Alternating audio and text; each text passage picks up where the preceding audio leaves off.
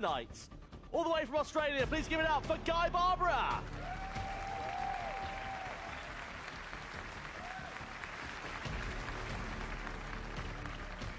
From Japan, it's Takuma Sasaki.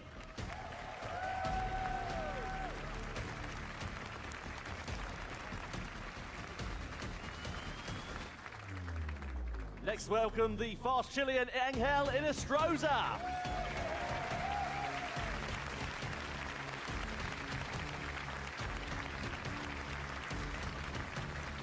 Please welcome the buoyant Brazilian, Adriano Carrazza.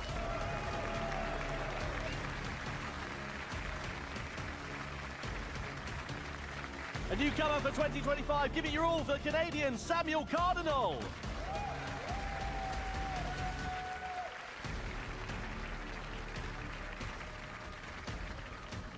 Fast and fearless from the Netherlands, it's Kai de Bruyne.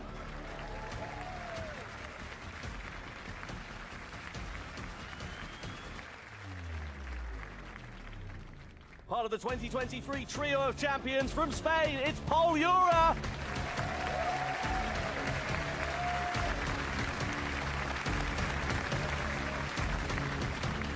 Also a former world champion from Italy, it's Valerio Gallo.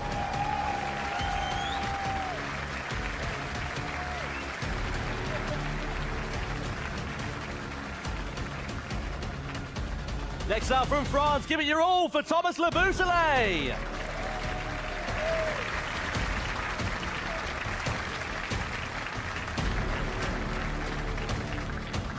And his compatriot, Kylian Drumont.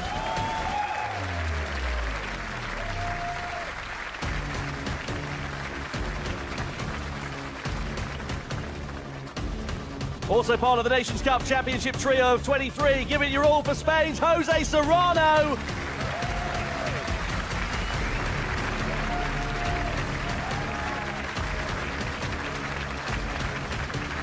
Last but not least, the champion not once but twice, and the most recent from Japan, it's Takuma Miyazono!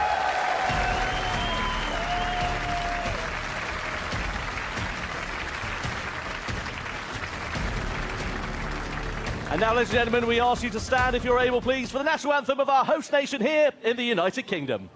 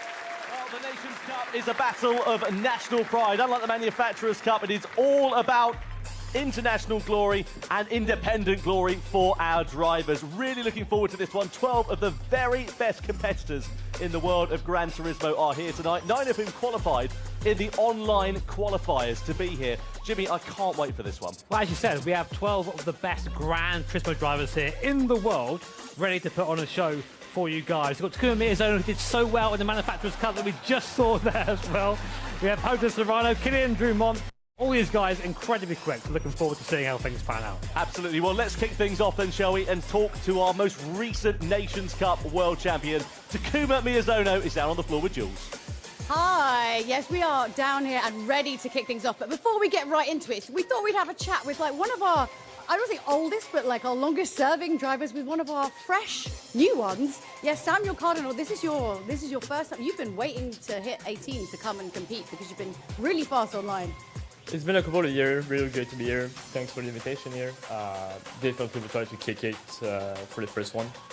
I think you're going to do good. It's a very friendly, a competitive yet friendly atmosphere. But Takuma, you know, you've raced so many times for us now. What advice do you have to Samuel for his first one?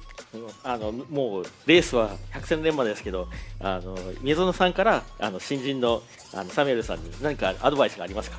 はい、やっぱちょっと家とそのモニターの見方とかが違うと思うんで、何ですかね、あとは遅延とかかな、まあその家との環境の違いっていうのを意識しながら、なるべく意識してやるといいんじゃないかなと思うんですけど、早く練習したいです。はい。Yeah. So yeah, it's good to really take note of the differences in how the monitor appears as compared to home and at the venue like this. The latencies can be a little bit different. So that's something that you want to be able to compensate for. But I just want to start practicing as soon as we can. Oh, wait, I know we have to do these interviews, otherwise no one knows who you are and they don't care about the driving. It's very important. But Samuel, I believe your dad is somewhere in the crowd. Steve, where are you? Yeah, he's just there. Oh, hi, Steve. Everyone say hi, Steve. Is your dad proud that you made it here? Because I mean, this is tough to get into. This is not an easy competition at all. Is he proud of what you've accomplished so far? I think he's definitely proud. It's been a long way, so very glad he's there. Thank you for the invitation for him too. I'm glad, he's glad. I think everyone is happy in my family, so thanks from them at home. They're watching, so thank you guys. Oh, it's going to be great. You're going to have a lot of fun. It's going to be some fierce competition, but you will have a great time, I promise you. And welcome to the family. Let's welcome him first time out. Okay, let's go over to the campaign and figure out how that's going to lay out. Don't forget that you can get involved with the World Series inside Gran Turismo 7 with the bonus campaign. Just click on the Winners Campaign banner on the GT7 world map, and that's going to give you the chance to win 1 million credits by predicting who's going to win. Just think of all the stuff you could buy with that. Don't forget you can enter a vote right up until the start of each Grand Final. Good luck! Watch the World Series broadcast through your GT7 game, and you'll unlock some special in-game rewards through the Viewers Campaign. Watch the Nations Cup live stream and you'll be gifted an Aston Martin Valkyrie with the winning country's livery. Tune in and claim your rewards. So yeah, some great stuff that you can win just by being part of the GT family. Now, if you missed any of last year's action, let's have a little bit of a recap. Let's get up to speed, shall we? Come on then. Hello, welcome back to the Gran Turismo World Series. Nations Cup back to its original format, single driver now. It's pretty much everyone for themselves. 2024, the 7th year of the Gran Turismo World Series, kicked off right here in Canada. The best sim racers in the world landed in Montreal for what was always going to be a hotly contested season of racing. Trying to take advantage, trying to get his move done on the inside of Roach. Oh, this is getting very scrappy indeed. Serrano's going to be wide to that, goes for the defensive line, tries to park it on the outside. Miyazono goes for the outside line. Side by side they go, down into the chicane, and Miyazono leads! And then we came to the Czech Republic, where round 2 had a few more surprises up its sleeve. We have 8 cars right now squabbling for the lead. This ain't going to end well. This is fantastic, isn't it? Into the final corner. Here comes Drummond back through on the inside of Coque Lopez, sliding his way through, and Contentus Lopez gets spun round. Cano wins the Nations Cup Grand Final here in Prague. Round 3 in Tokyo did not disappoint, as the battle for the World Championship got more and more intense. Every single point was critical. Oh, bang! Straight into the back. Kylian Drummond takes his first victory of the season in the Gran Turismo World Series. The Frenchman is on top in Tokyo.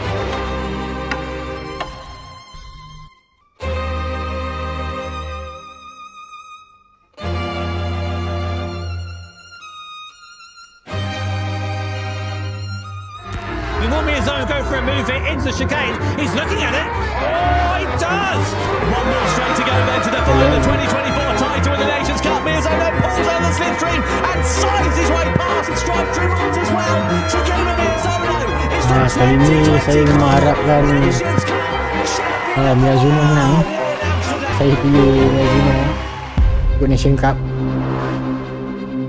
Nation Cup ni memang kira skill pemanduan je yang bezakan. Biasa dia pakai kereta yang sama.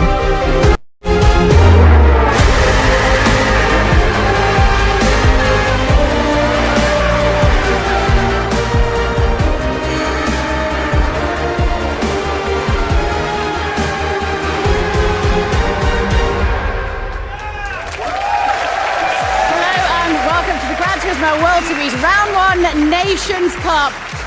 It's all about national pride, and I've got to say, I am feeling a little bit of that, but that's probably because we're here in my hometown. Now, as you can see for the Nations Cup recap, it was pretty spicy last year. Obviously, we had Miyazono, who was always on like incredible good form.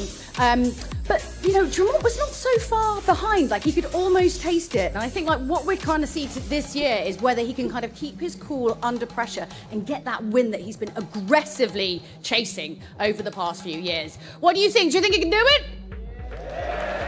Well, okay. I mean, Miyazono's pretty strong, so we'll have to see how it's going to shake out. Yeah, you're going to see some fantastic racing. Let's have a little bit of a look at the competition format. The Nations Cup features the best 12 drivers in the world from the 2025 online qualifiers.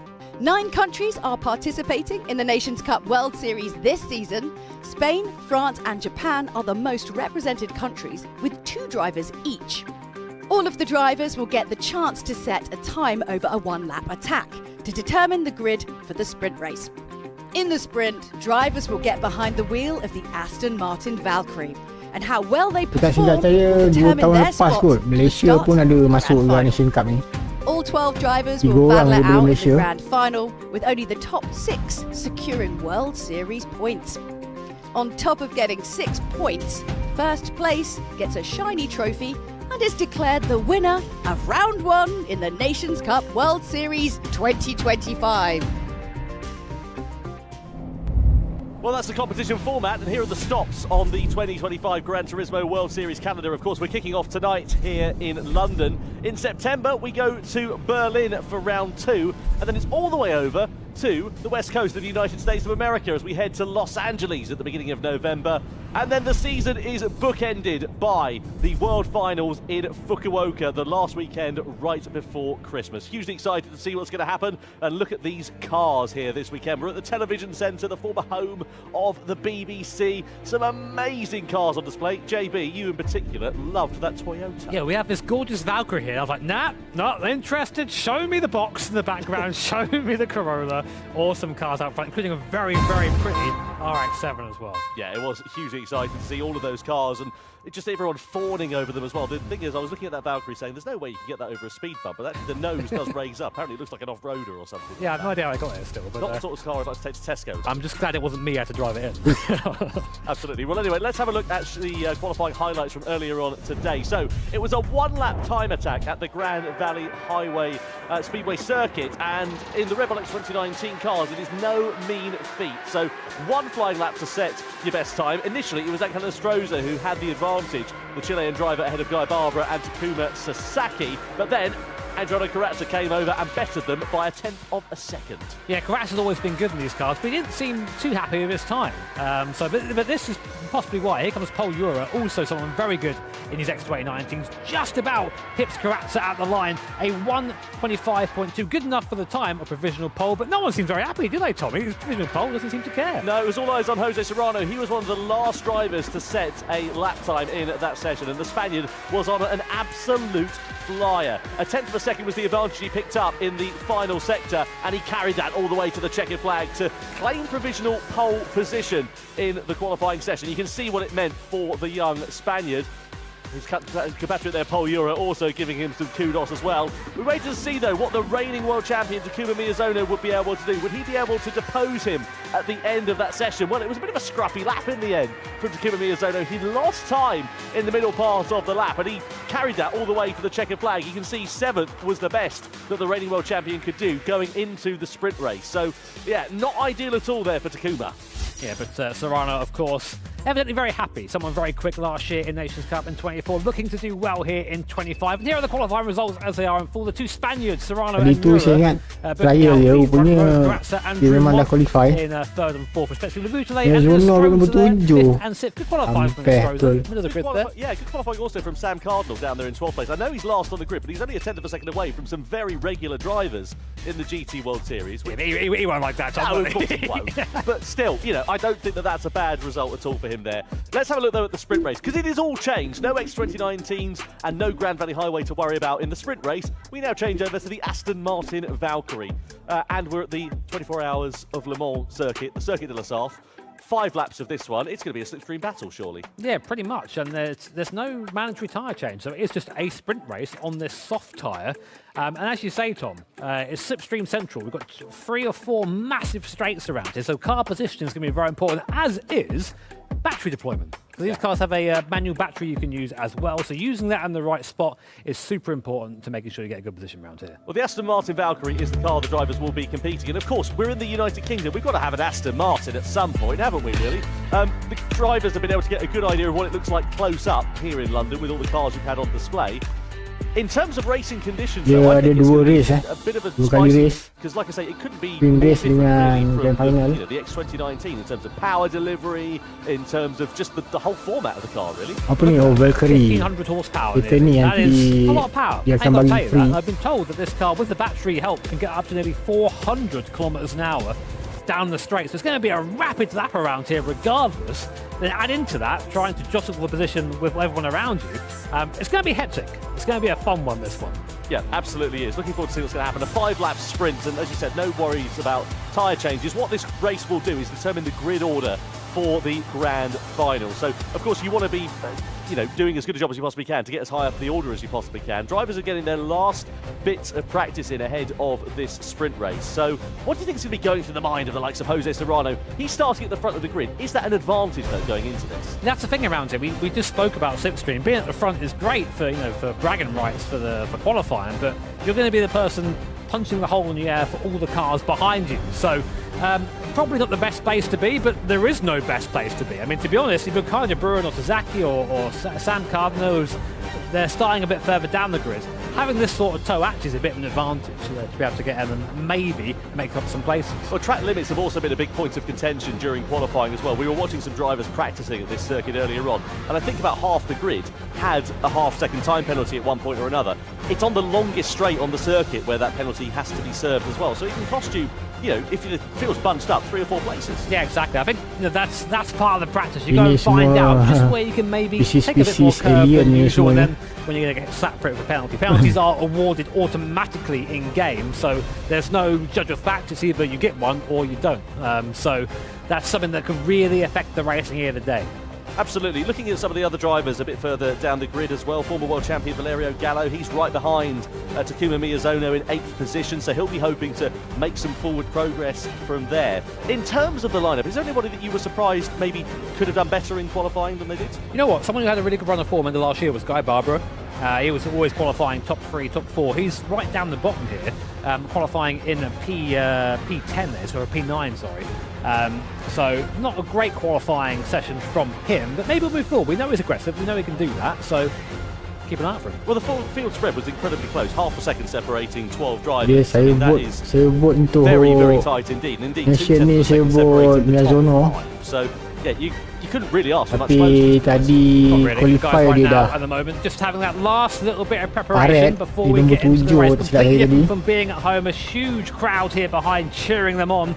Very hard to drown those out. That's what we have those lovely headphones for. They're pretty good noise cancelling those, but just get into the race now. Memang beza dia pada pemanduan Absolutely, dia. drivers then ready to go here in London. Gran Turismo World Series Nations Cup sprint race to the side of the grid for the grand final. It's about to get underway.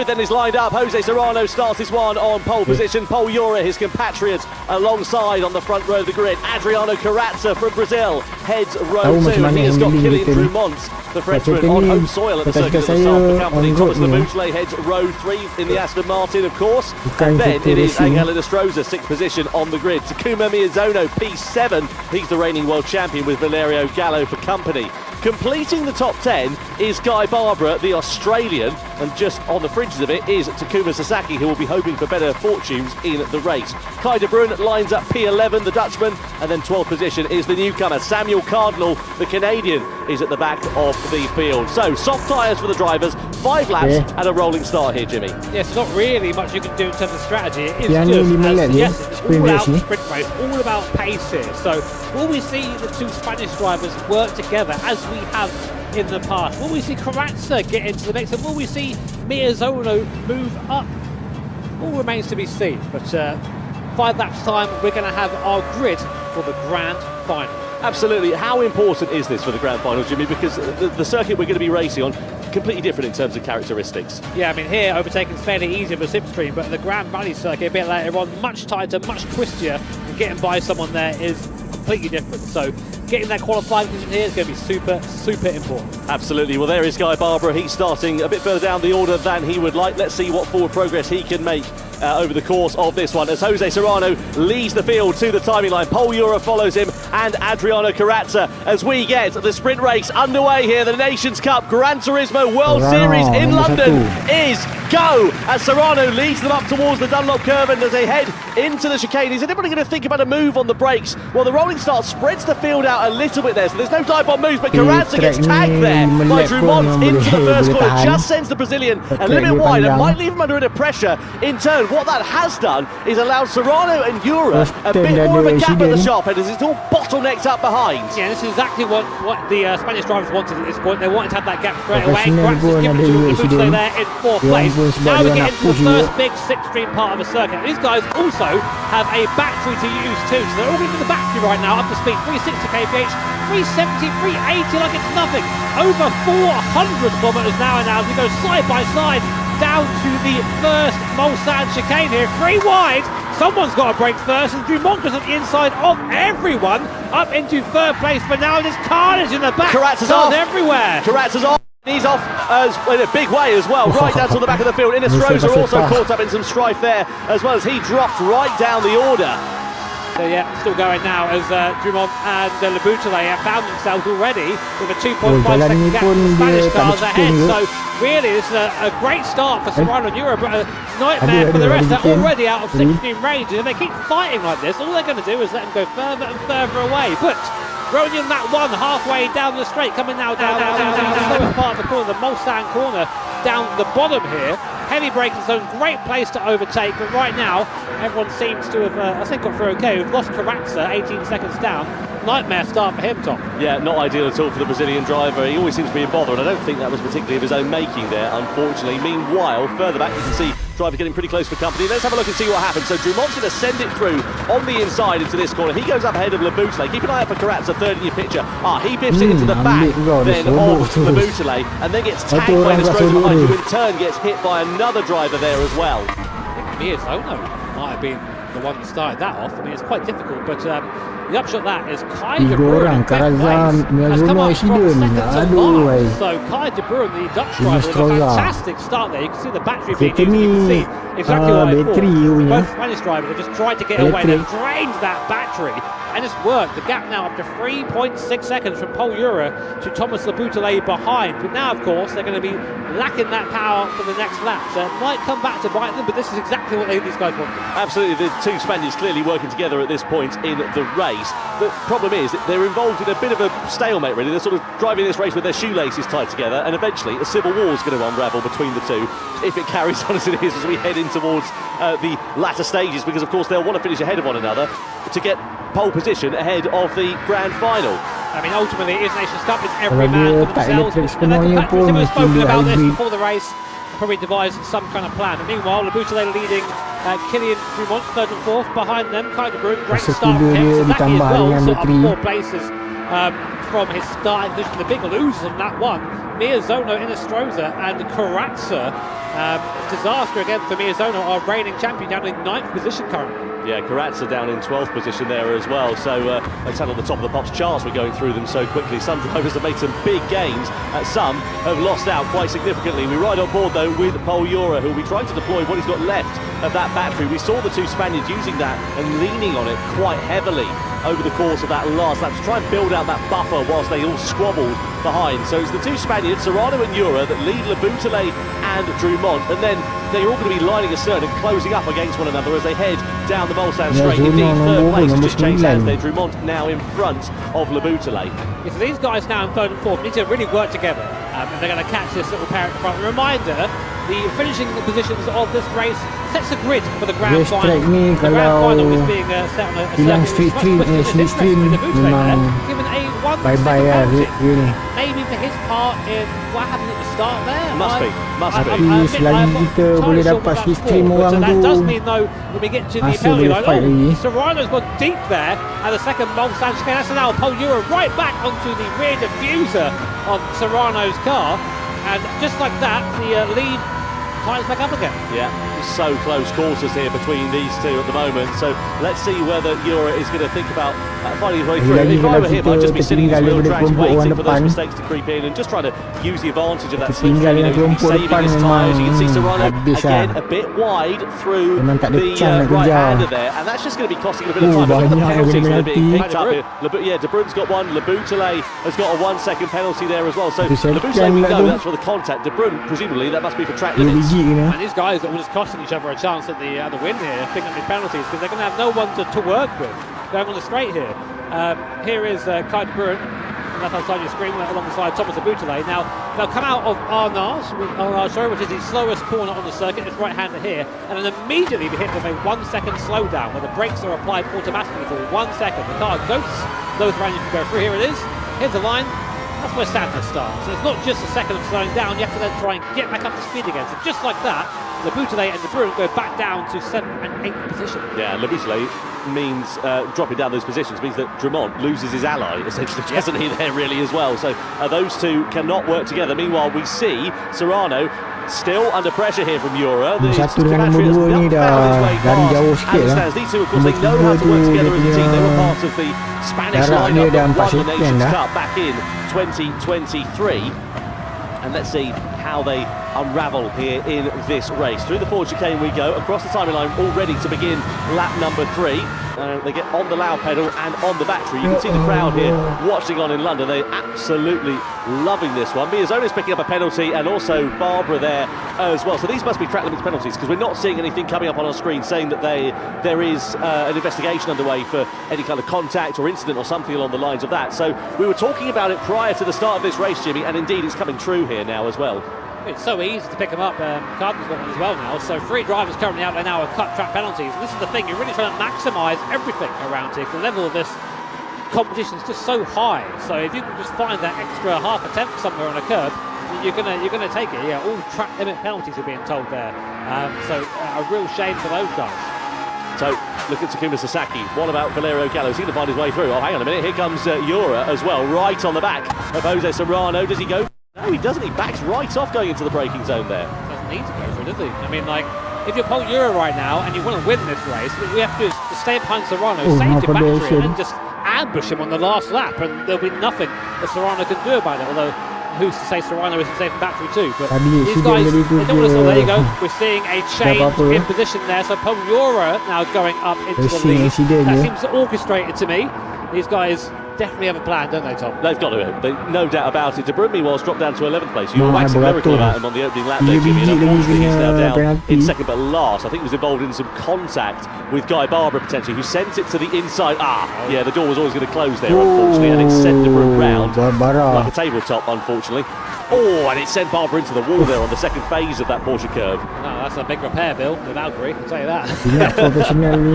Gallo still sits on the back here of Takuma Sasaki down into Mulsanne corner. Just glowing red there. Sasaki a bit wide onto the curb on the exit. That might compromise his run as we head up towards Indianapolis then. So Gallo in the wheel tracks, in the slipstream. He'll want to try and find his way through on Sasaki before too long. And indeed, he pulls alongside him now, looks for the inside line. into the right-hander, and before we've even made it there, he's got through. Such is the straight line speed advantage with that slipstream. His next target will be Kylian Drumont, who's about a second or so up the road. So Gallo, what he needs, oh, he picks up a half-second penalty for track limits though. Valario Gallo pula kena penalti. 2-4-5 biji kereta kena penalti. But yeah, you've got to watch out. They all know the limits are, and that's it. But that means Sasaki will be released. Sasaki up 5 places from his grid position. So a great start from the Japanese driver. But at the moment, it just seems that Serrano and Ura have this one already sewn up. Yeah, plethora of penalties coming in. The timing screens lighting up like a rental car dashboard here at the moment. Such are the drivers that are just really exceeding the track limits, unfortunately. Yeah, definitely is. That's why I can't get higher cars anymore. Miyazono, meanwhile, he's not made much of an impact on this race, has he? Barber picks up a 3-second penalty for his part in that collision with Kai de Bruyne that we saw last lap. So he'll be very disappointed with that. Not only has he lost time on track, he's now going to lose positions here to Inestrosa. I don't think he'll lose out to De Bruyne, but yeah, not ideal at all there for the Aussie. Messy so far, really messy so far. I think that everyone just knew straight away it was going to be just a job to try and stop these Spanish drivers. All went in for that same bit of tarmac, and it's just been chaos from there. I mean, Kylian Drumont, his gap to the guys in front of him, he was very, very slightly quicker than first and second last lap, but not enough really to do much about their lead as is. So for everyone else now, it's just about trying to get another position, because as a reminder, these finishing the positions here for this race sets the grid for the grand final where points can be won. So obviously it doesn't really matter so much if you get up to the lead from starting P7 in the grand final, but it's going to make your job a lot harder starting further down the grid. Ura and Serrano still exchanging places at the sharp end of this one. We're already on the penultimate lap here of this. It's pretty sensible up at the sharp end of this. Do you think it's just by its very nature, because it's been a sprint race, as to why this race has been, let's say, scrappier than we would normally see? I don't really know, honestly. I'll have to give you an answer. I think it's just Le Mans. Right, okay, I can launch over this car. We've got a very high power downforce car here, so I'm going to take more risks, and these risks unfortunately go away. Gallo with that penalty to serve, of course, as well, as does Barbara and Cardinal. Serrano taking the lead once again back away from Paul Ura. I wonder if they are going to have a fight at the end, because ultimately they are against each other. You don't get a prize, a joint first place. There is one winner and one loser. Second place, to say, really. But I say, if you ain't first, you're last. Yeah, no points on offer in this race, just to remind you, as Jimmy said earlier on, it is all about the grid positions, and I wonder if there's going to be some dress rehearsals coming through in this penultimate lap, just to prepare us for what is to come at the sharp end of this one between Serrano and Ura. They've got to be careful and play it pretty safe. You can see the advantage that Ura's got with that slipstream, drags alongside Serrano as they go side by side into Indianapolis, and that was decisive and clinical there from Ura. I guess they're just trying to work out where their strengths and weaknesses are at these various points on the circuit, so as to be in the right position to attack on this final lap. These cars are so fast around here. 3-minute 4-second lap time from our leader last time around. Naik lagi satu orang tangga, tapi depan dia Gallo jauh 3 second. Down to 3.3 seconds. It was nearly 4 seconds at the start of this lap, so he is starting to catch him. And as you can see, no battery left for Serrano or Ura, a little bit left there for Drumont, but Sasaki with half a battery, so he might be able to actually bridge that gap there to Drumont. Yeah, he might be able to close it up, but I don't know if he'll be able to challenge for that podium position. But interestingly, out of the two at the front, Serrano has got 9% less than Ura at this point. So I wonder if that will pay dividends to Ura on this final lap. Doesn't sound like a lot, but it could make all the difference between passing and not passing for that race lead. Yeah, I'm not aware of the specific amount of power the battery adds, but it's a significant push to pass. So if you have that in your arsenal, you are definitely going to do a little bit better than the guy who doesn't have it. So anyway, coming on to your last lap here in the sprint race, the Nations Cup. Serrano currently leading from Paul Ura, Spanish 1-2. Drumont in third place. And again, this is all to decide the group positions in the race coming up next to grand final. Yeah, so down in towards this first sector we go. Coming up towards the Mulsanne straight. Now this is where it has been pretty hectic at the sharp end of this one, and I would imagine that is set to continue. So Serrano is the lead, but I guarantee Paul Ura is going to be all over his rear wing and his gearbox as we come onto this back straight, and indeed will probably try and find his way through as well. So onto the back straight we go. Let's see how Jura is going to play this one and whether Serrano has got anything left to just halt the challenge of his fellow Spaniard as we come down here. At the moment, Serrano looks okay, but it's a fairly long run into that chicane. Don't think he'll do anything into the first one, but maybe Jura can line something up into the second one. And again, Serrano just seems to struggle on that mid-phase of the corner. It allows Jura to close up, but on the exit, Serrano gets a better run out of it. And Jura is left there with a bit more work to do. There you go then, so Paul Jura will get an easy overtake here on the way down to Mulsanne 2, up into the lead for now. Half a lap left, is that the move? Or has Serrano got something waiting as a reply? We'll see. Through the second Mulsanne chicane, now a run down to the Mulsanne corner, one of the tightest corners on the circuit. You break from 400 kph down to a standstill. Meanwhile, the Boutelet and Miyazono, who's coming back through the field after a poor start, looking to try and get a place. Yeah, the Boutelet just mugged Miyazono actually a couple of corners ago. Meanwhile, at the sharp end of this one, down to the Mulsanne corner, Serrano still holds on to the race lead, but the exit out of this one, the run in towards Indianapolis, is where we've seen moves being made. Is this going to be a pass from Jura on Serrano? So the slipstream for Jura, no slipstream for Jose Serrano. How much battery do they have left between the two of them as we come in towards this corner? And has Jura got anything left to try and find his way through?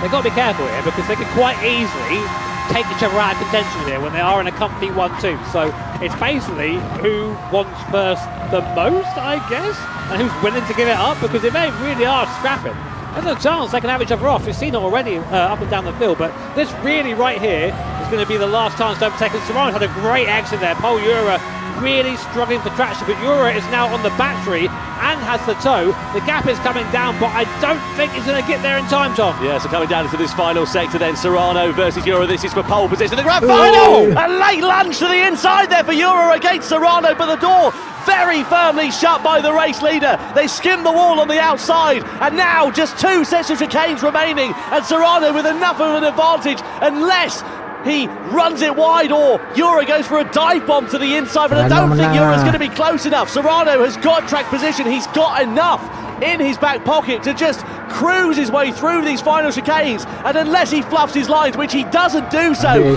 it's Serrano running onto the gravel on the exit of the final corner, but he does win the sprint race here in London. It's Serrano in front of Paul Jura, and Kylian Drumont in third place there on his home circuit at Le Mans as well. What a great end to that one. Oh, Jura, I didn't mean to do that, mate. Sorry about that. I just sort of sent it in a bit. But there you go, the two Spaniards absolutely dominating the sprint race there. And that's something we've said before in the past, seen it in the past. These guys were all part of the 2023 Nations Cup Spanish team who won the Nations Cup that year in the free driver format. So very, very quick drivers in their own right, and of course they're just showing off, basically. Yeah, that was spectacular stuff from those two drivers. The upshot is it is Jose Serrano who will line up on pole position for the grand final in a few minutes' time. Great job from Paul Jura, great respectful rating. I have to say, I thought that was a heck of a lunge from Jura, but if indeed it was just a mistake and he just misjudged that corner, then, you know, fair play, those things do happen in racing, but really good respect between those two.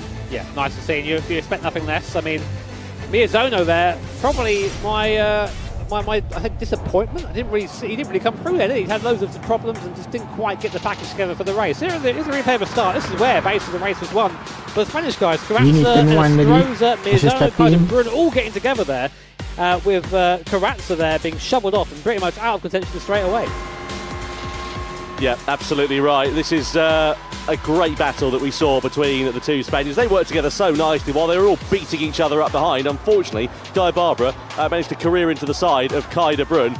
In turn for that, he got a 3-second penalty and was demoted right towards the back of the field. We wondered how this one would bubble up between the top two, whether the gloves would start to come off, but they were fairly respectful throughout. They were giving as good as they got. As we came onto the final lap, this was the move that Jura made on Serrano, but at the very next straight, Serrano was back through, and that is where he would stay until the checkered flag. I got a bit excited because he ran a bit wide at that final corner.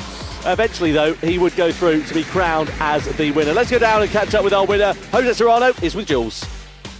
Wow, yeah, so I'm here with, this is 1 and 2.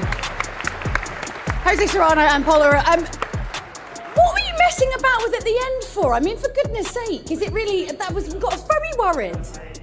Was fantastic race, amazing. We worked with Paul, with the slipstream and with the battery.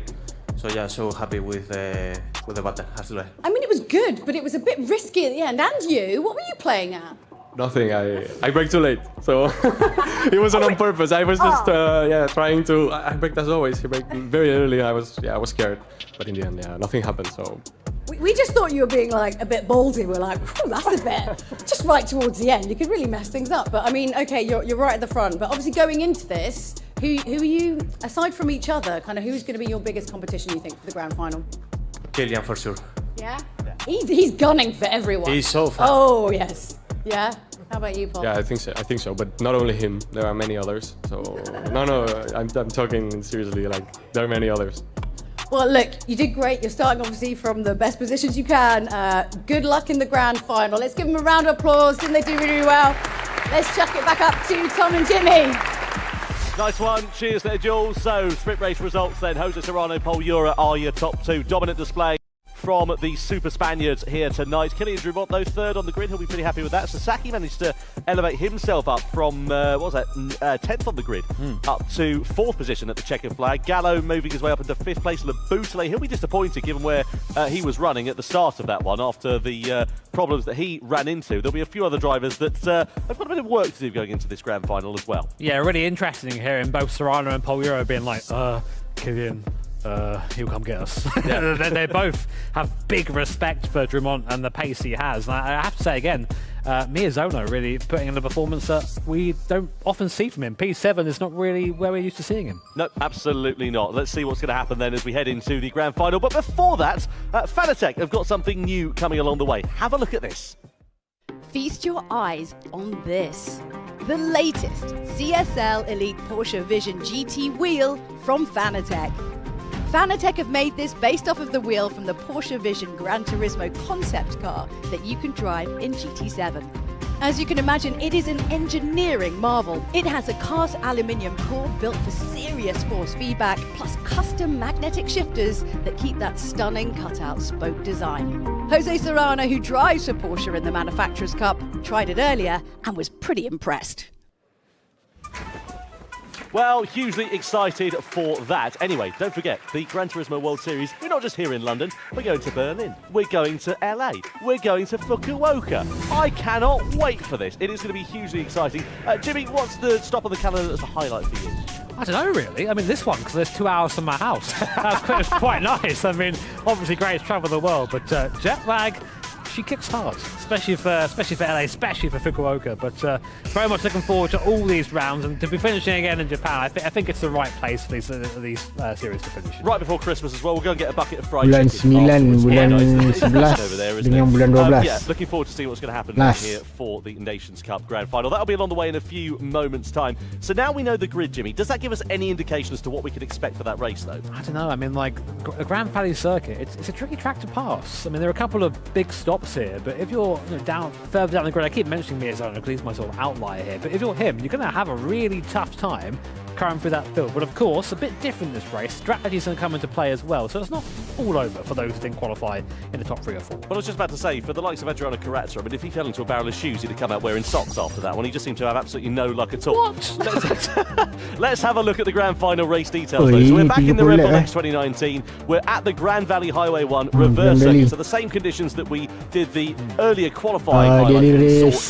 Racing hard, medium and soft tyres. They must use at least 2 tyre compounds in this race. Layout pun reverse juga sama and it's a macam dari 30 lapper as well. VC. And I mean, look at that track map. You can see how many fast and medium speed corners are. Ni The tyres are kereta going to dia, get tu absolutely dia hammered. Red Bull Yeah, and it's it has a lot of 2019 competition. competition. Street circuit this. There Ah, isn't ni really dia any kereta dia. just a barrier to greet you. And when you're driving this, our Red Bull X Kereta 2019, ni memang using all that aduai. space on the corner exit is super important. Tapi Very easy to susah. get wrong. So 650 Tak susah, kg, tapi kalau over kita nak laju 800 tu memang brake susah sikit horsepower. lah. Quite comparable, Tu lah to dia. a top Formula series you guys might have heard. Sebab dia punya downforce dia very, very memang fast memang car, lots cun of kereta aero ni. as well, which when you're leading is great. When you're in a pack of 10 of them, not so good.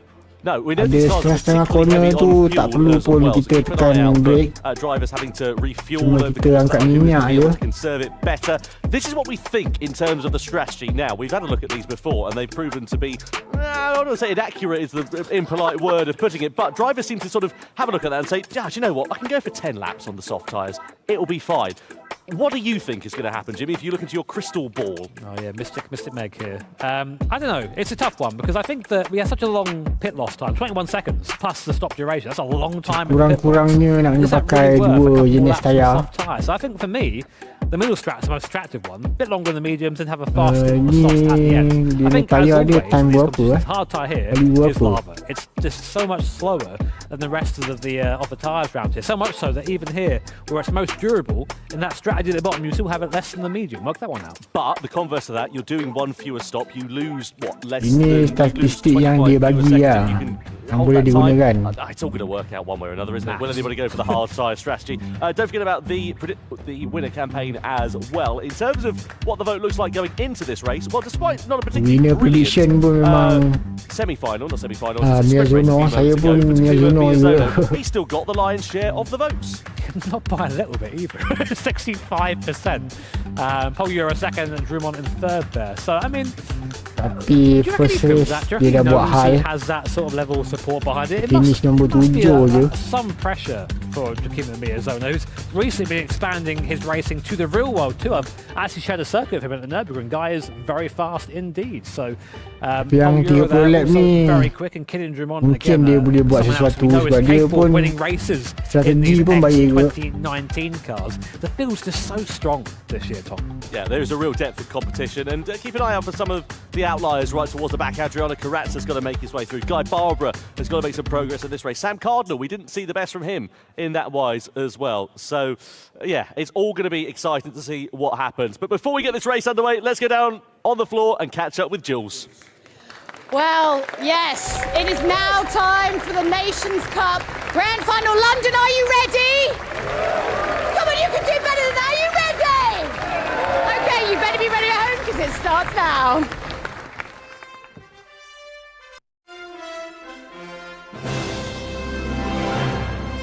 Yes. Pantul mula.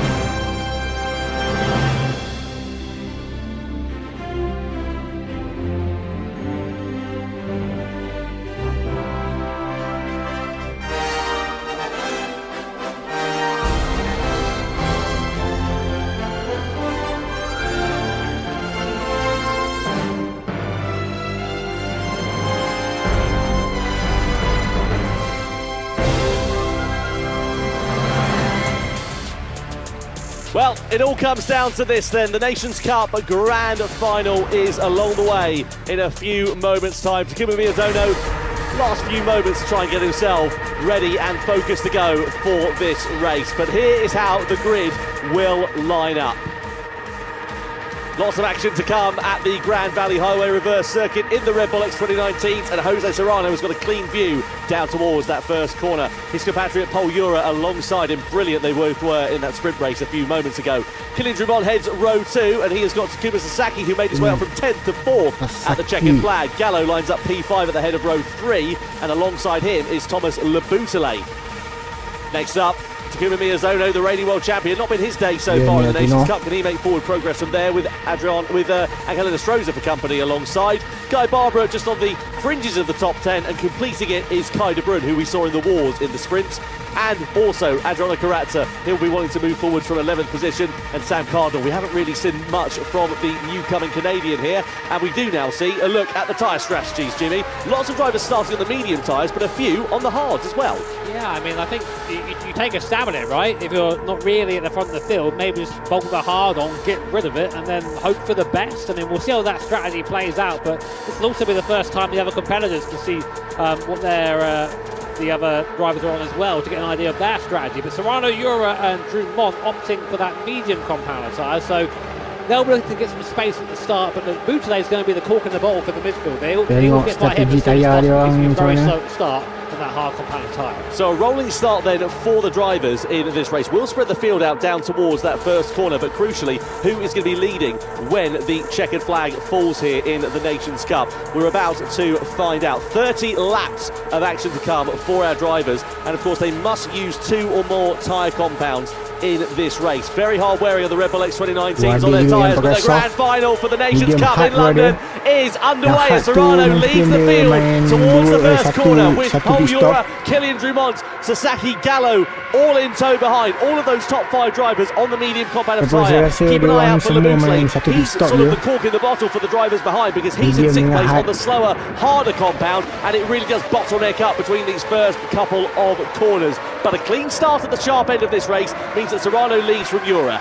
Yeah, Gallo there just about staying ahead of the Lemousley, but as you say, really, really difficult through their first couple of cars flying that same bit of tarmac. Drumont there just sitting behind Paul Ura, but now Guy Barbara already up 2 places ahead is Kai De Bruin on that soft compound tyre. Keep an eye out for Kai, he's the only one who's gone for that soft tyre early, so he's been very fast here, but won't be able to use the best of that tyre in clean air. But looks like Serrano right now actually a little bit slow and struggling there on exit of the corner, getting those wheels lit up and the rear tyres spinning.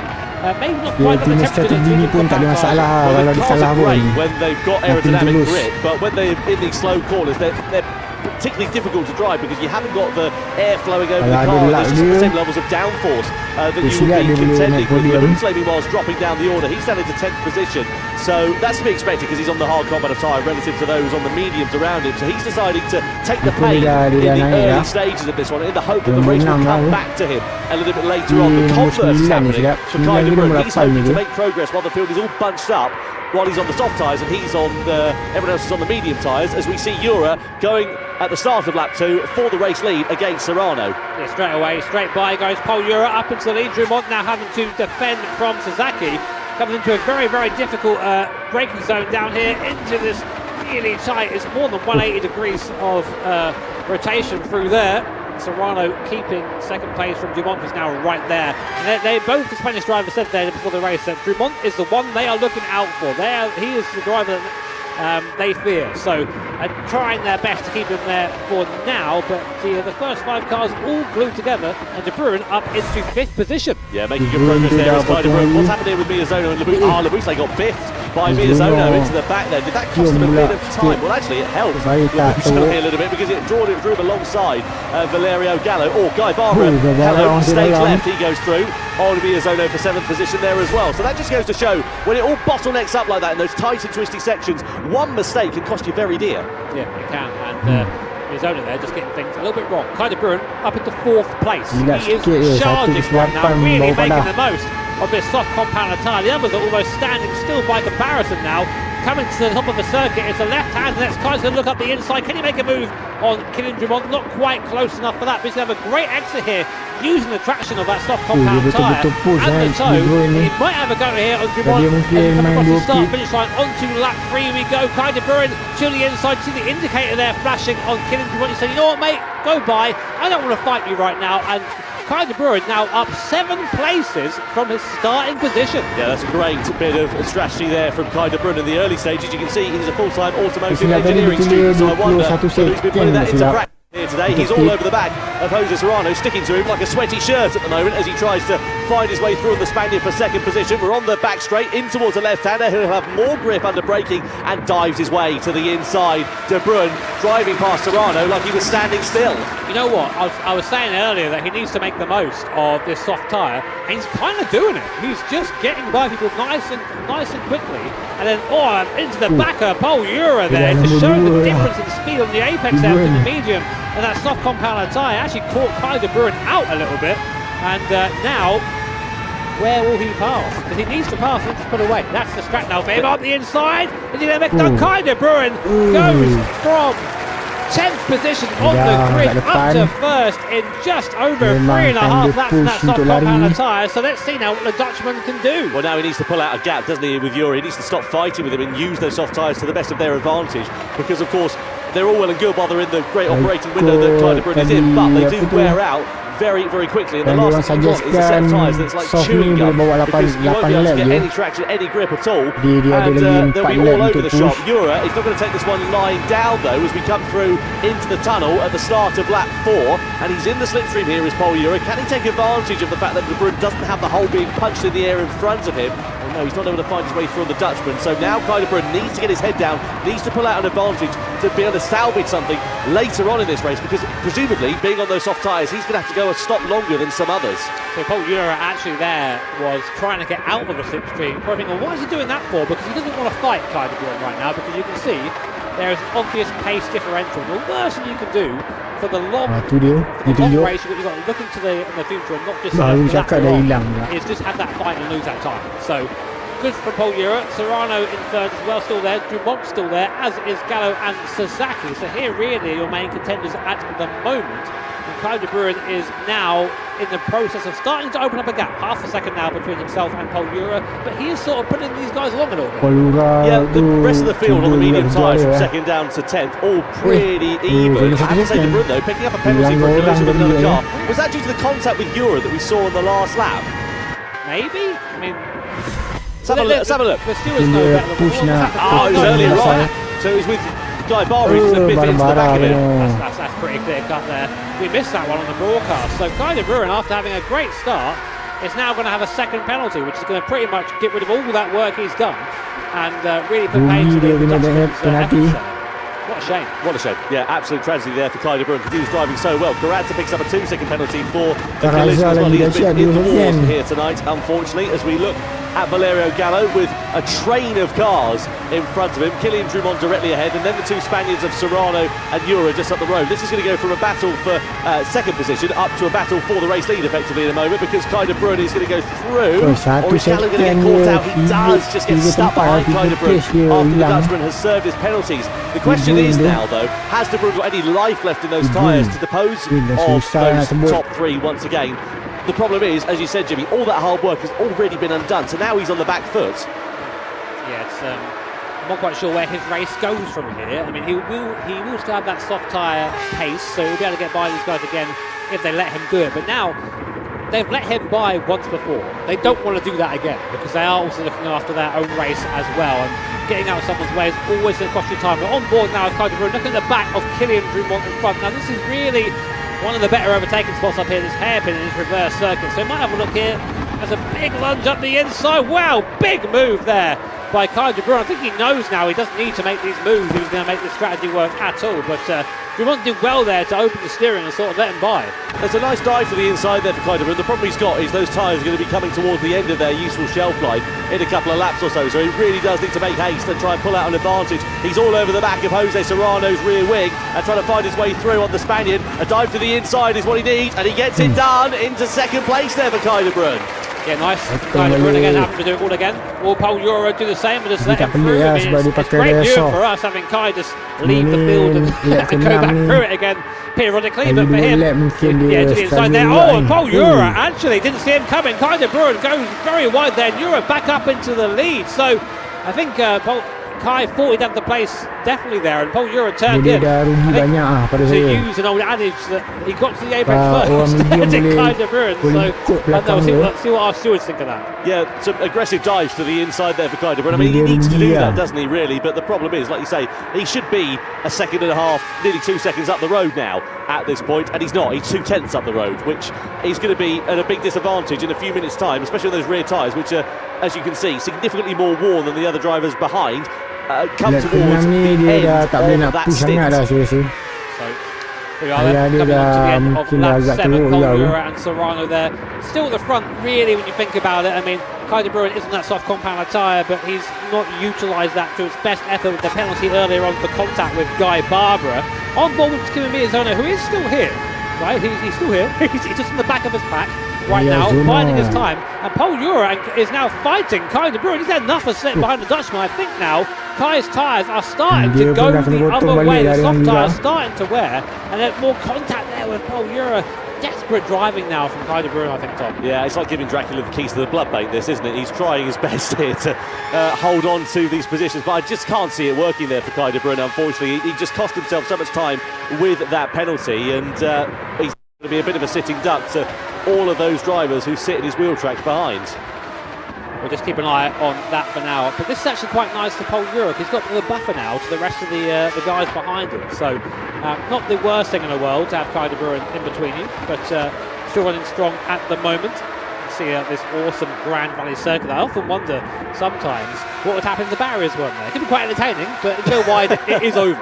Yeah, you have to get good at swimming, wouldn't you? Or find out how good the X2019s are at swimming, certainly. Let's have a look at something going on behind. This was, Miyazono with a lunge to the inside of Sasaki. And Gallo, I think, was just a little bit slower than Miyazono was expecting going into that corner. Miyazono nearly got 2 for the price of 1, but eventually had to back out of it. Meanwhile, we see De Bruyne going for a defensive line here against Serrano for second position, but just nothing doing for Serrano at the moment. But you would imagine, again, Kai De Bruyne now coming on to lap 8. This is where we're expecting the soft tyre runners to come in, and De Bruyne being the only one of those.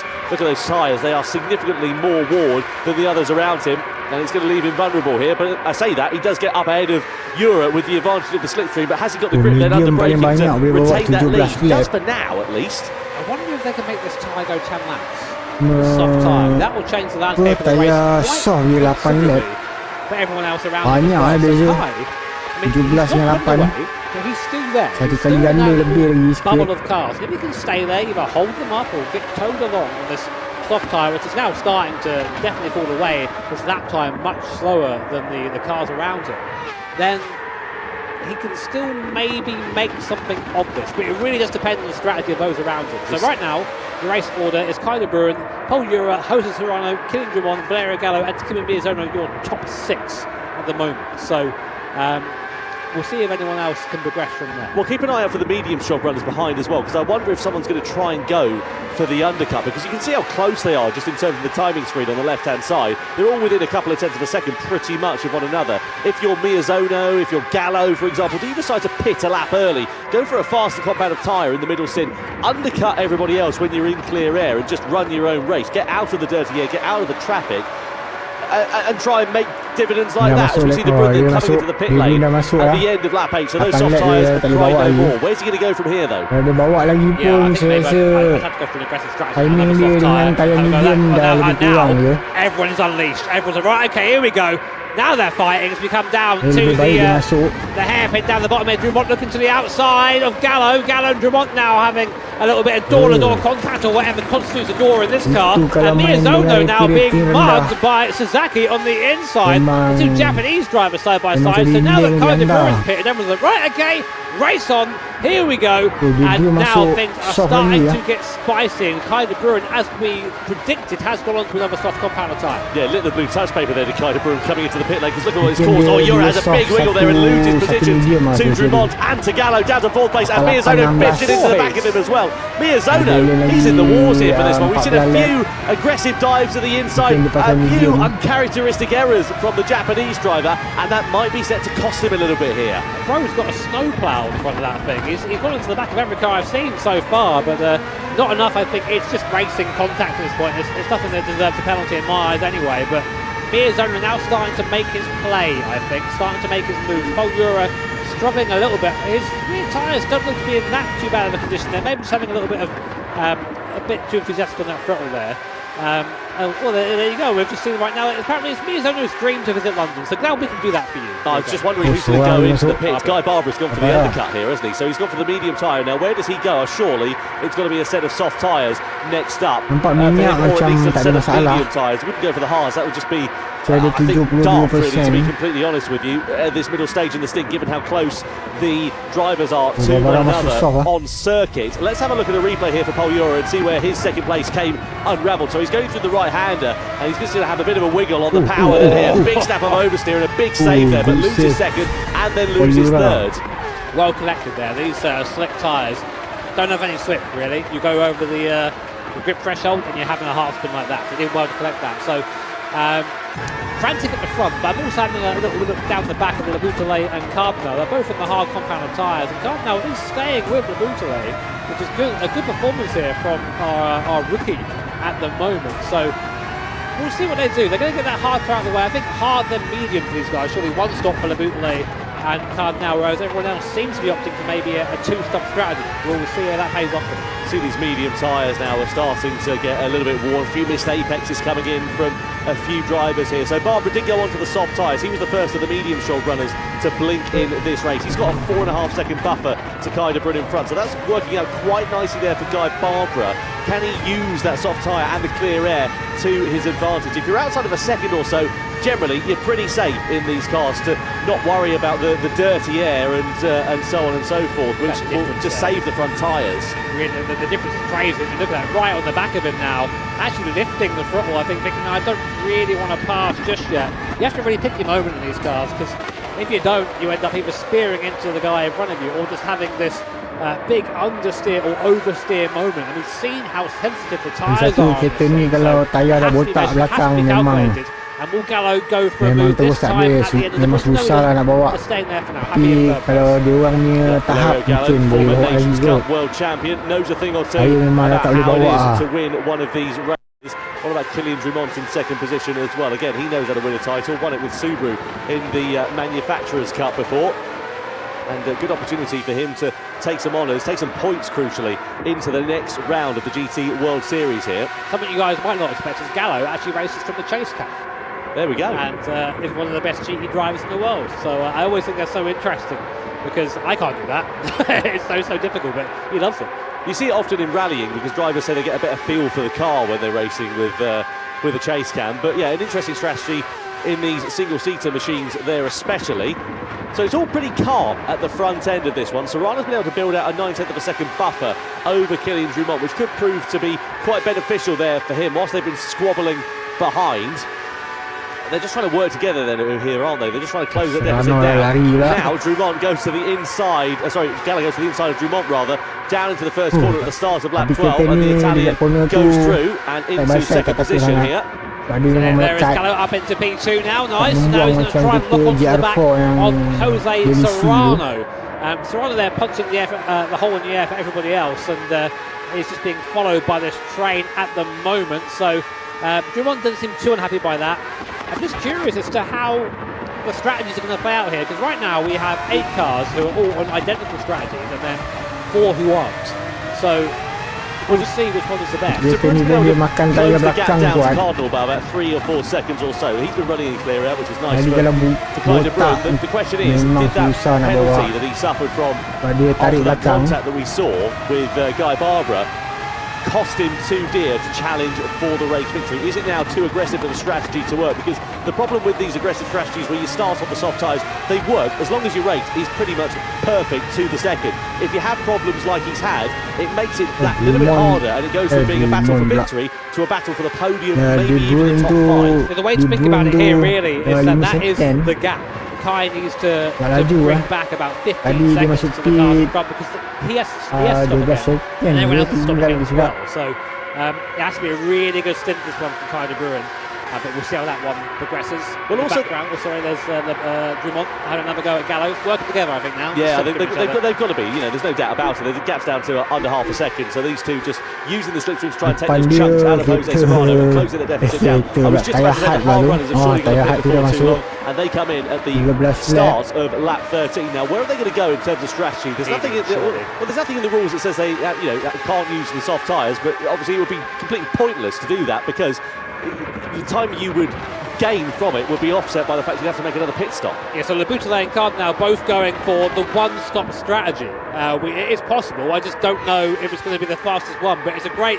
I love this element in these races, because think about it, in real life, drivers have a whole team to work this out for them, but you have to do it on the fly whilst you're driving, and driving against some of the best drivers in the world. It takes such capacity to be a high-level sim racer. In my head anyway, it's harder to do this and be fast at this than it is to be a driver in the real world. So who's in the pound seats then in terms of tyres? Well, Miyazono's got a little bit more relative to Gallo and Drumont in front, but not much, to be honest. It's pretty even Stevens between them. Let's have a look at Sasaki versus Miyazono. So this was Miyazono's move, actually, in fact, for 4th place against Pol Jura. So Jura, we saw him make a mistake a couple of laps ago, dropped down to 4th position. Now he's just on the fringes of the top 5. So the race coming unravelled a little bit for the young Spaniard here. Yeah, I mean, he's still in the fight. I mean, you can still see first place from where he is, but he's definitely not enjoyed these worn medium tyres. He's struggled a little bit, especially in traction zone. We've seen that a few times now from him. He just can't quite get the car at the corner in the same way the others can. It's maybe a bit of a heavy right foot there from Pole Euro, but this is how close it is. You can see Jose Serrano, our leader, from this onboard of Pole Euro, who's in 5th position. And just like always in these Grand Turismo World Series live events, it's covered by no more than a couple of seconds. These guys are all so fast. Just looking at the logo on the side of the Spanish car, it looks like the old Super Aguri logo, that motif that they've got on the... Maybe it is. Maybe they're back. That's what the streets will remember. Anyway, looking at Valerio Gallo here in 3rd position, you can see a couple of tenths of a second over himself and Takuma Miyazono, but still very even Stevens at the sharp end of this one. Now, who is going to be the driver that will blink first? We're coming in towards pit stop territory. We've seen a few medium shot runners lurking a bit squirrely over the last couple of laps. The times are in the 1:28. Compare that to the soft shot runners who are in the 1:26s, the medium shot runners who are now in the 1:30s on their out lap as well. So you would imagine it is not going to be too long before we see these pit stops coming in. And will we see a divergence in strategies? Those that are stuck behind, maybe going for the undercut, going for an earlier pit stop to try and gain track position, come out in a bit of clear air. Obviously the converse to that is they have to go a lap longer, maybe a couple of laps longer compared to those who pit later. Well, I did say that our only one-stoppers so far are Laboutelet and Cardinal, but they are now getting to the point as Drumont, for the first time this race, takes the lead away from Jose Serrano, and Gallo's going through too. So both Drumont and Gallo deciding right now is the time to pounce. We need to get on with it. We need to get by Serrano and try and pull a gap, because I think now all these guys are on a one-stop. They want to come in on lap 17.